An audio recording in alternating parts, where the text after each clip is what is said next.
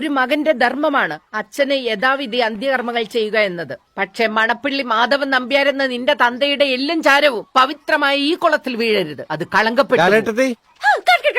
എന്താടാ? ഒരു മിനിറ്റ്, അമ്മച്ചിക്ക് പ്രാന്തായ എന്താന്ന് കാലത്ത് ഒരേ ഇളക്കങ്ങള്. അസൂയ സൂയിക്കണില്ലല്ലേ?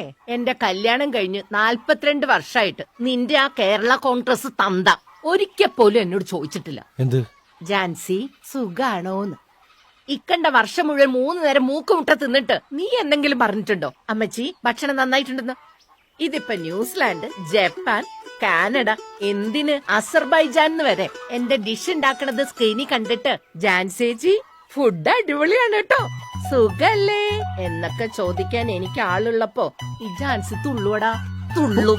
ജാൻസി മേലായിട്ട് കൂട്ടോ ദാ വരുന്നു മോളെ, ഇങ്ങോട്ട് താടാ.